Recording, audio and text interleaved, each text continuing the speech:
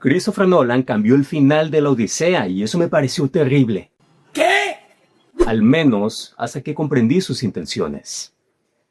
En ese sentido, si pudiera comparar la Odisea de Nolan con alguna otra película, creo que sería con el Frankenstein de Guillermo del Toro, para bien y para mal. Más adelante te explico por qué. En este video descubrirás cómo encaja la Odisea dentro de toda la filmografía de Christopher Nolan. Vamos a analizar cuáles son los temas que retoma del mito para readaptarlos a la modernidad y también descubriremos por qué cambió el final tan icónico de esta historia. Pero más importante aún, ¿todos estos cambios funcionan dentro de la película? Mi nombre es Jaime Cano y estás en Proyecto Alastor.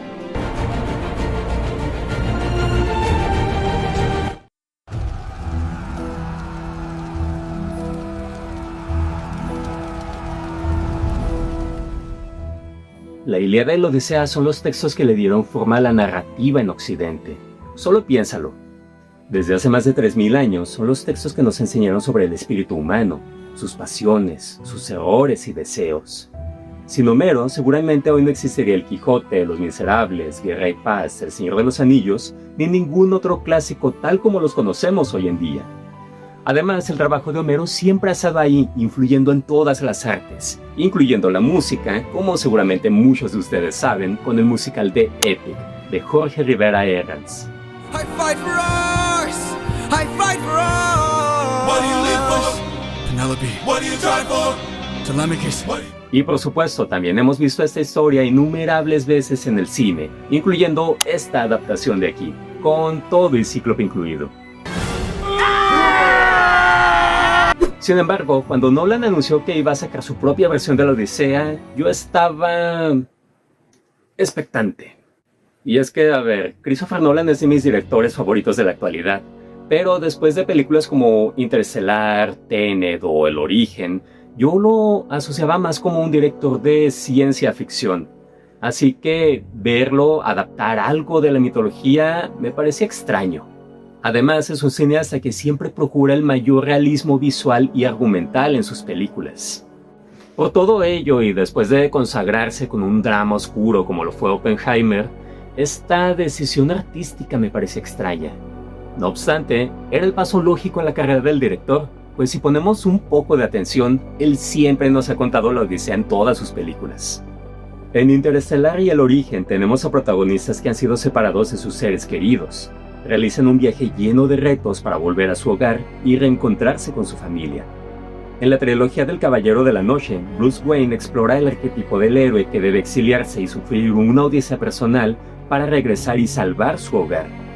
En Memento explora la desorientación, la fragilidad de la identidad y el trauma de un protagonista que lucha por reconstruir su pasado. En Dunkerque y Tenet explora los temas de la supervivencia extrema, la obsesión por regresar a casa y la alteración de la percepción del tiempo. Es curioso, pero muchas veces los artistas repiten una y otra vez el mismo tema en sus obras. De manera consciente o inconsciente, cada libro o cada película son una variante más de la misma inquietud del artista.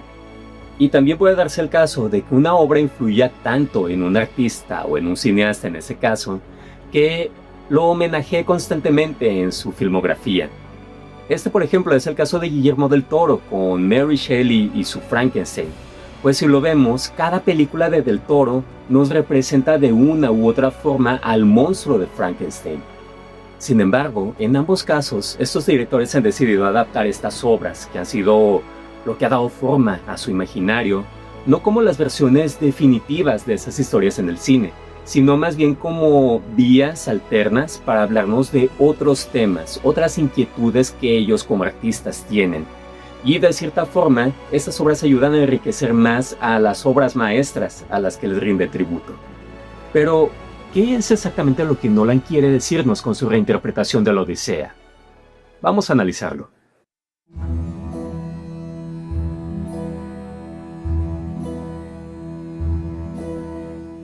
El mitólogo Joseph Campbell considera a la Odisea como una de las expresiones máximas del monomito, o el viaje del héroe.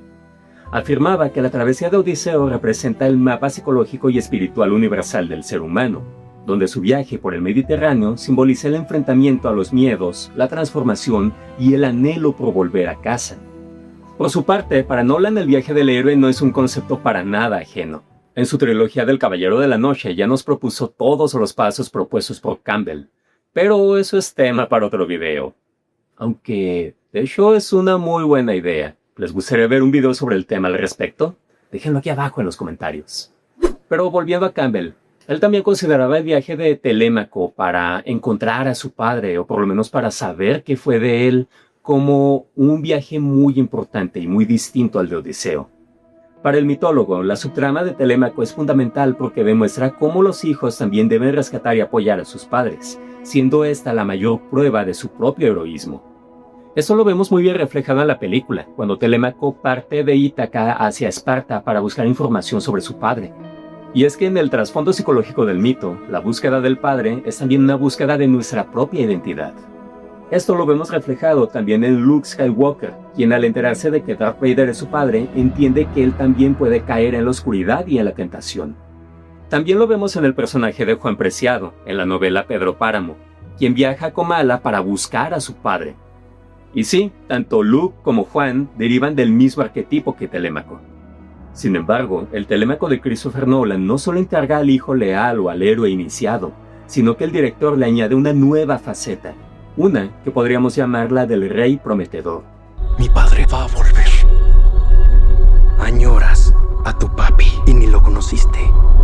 Igual que un bastardo llorón. Si te está gustando el video, recuerda suscribirte y activar las notificaciones para que no te pierdas ningún video. Ahora sí, continuemos. Ok, para entender por qué Telémaco se convierte en ese arquetipo del rey prometedor, primero debemos entender uno de los conceptos fundamentales en la adaptación de Nolan, que es el de la ley de Zeus. En la película se nos da a entender que la ley de Zeus, conocida también como Xenia, consiste en tratar con amabilidad y hospitalidad a los viajeros debido a que nunca se sabía cuándo podría tratarse de un dios disfrazado de humano. Básicamente la Xenia nos dice, trata a los demás como tú quieres ser tratado. Sin embargo, la ley de Zeus va más allá de una simple cortesía. En realidad estamos ante la base moral de la antigua Grecia. En la Odisea, tanto en el poema épico como en la película de Nolan, vemos las consecuencias más graves a las que puede llegar la desobediencia de la ley de Zeus. Por ejemplo, la guerra de Troya inició con el rapto de Helena por parte de Paris, mientras este era huésped de Menelao en Esparta. Pero Odiseo no se queda atrás, pues él también violó la Xenia de cierta forma al aprovecharse de los troyanos, engañándolos con el regalo que fue el caballo de madera. También violó la ley de Zeus al comer los alimentos de Polifemo antes de conocer siquiera a su anfitrión, y cuando amenaza a Circe en el poema épico después de que ella libera a sus hombres. Y por último, quebranta la Xenia también en su propio hogar cuando mata a todos los pretendientes de Penélope y él recupera su trono. Desde nuestra perspectiva moderna, podríamos decir que Odiseo realmente hizo lo correcto al deshacerse de estos hombres que estaban amenazando tanto a su reino como a su familia. Pero en la antigüedad, el final de este poema era muy polémico. Sí, desde los tiempos de Homero ya existían los haters. Que Odiseo se quedara en paz como rey de Ítaca nuevamente después de asesinar a sus propios huéspedes era un final que chocaba directamente con la moral de la época, porque Odiseo no sufría las consecuencias de ello. Al menos hasta que llegó Nolan y nos dio un final diferente cargado de un nuevo significado.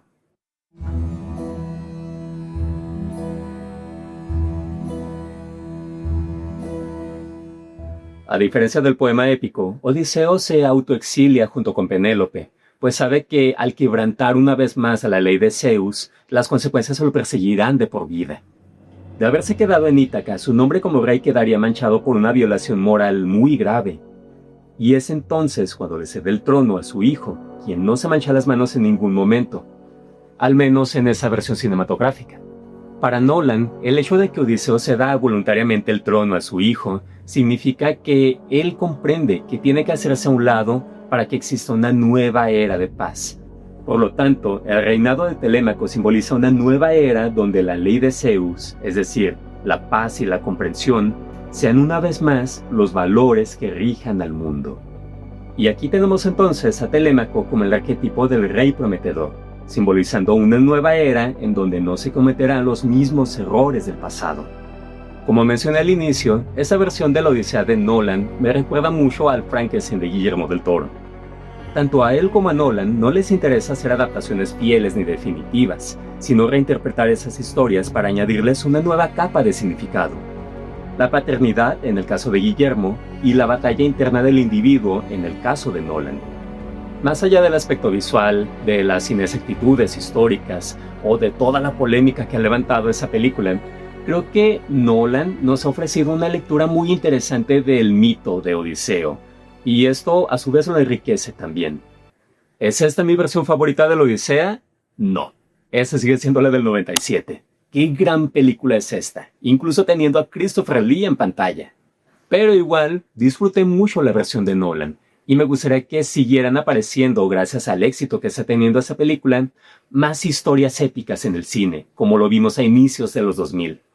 Pero si lo que quieres es conocer la historia de otro héroe mitológico reconstruido en el cine para ofrecernos una nueva visión de él, te recomiendo que veas mi video sobre Beowulf. Sé que te va a fascinar.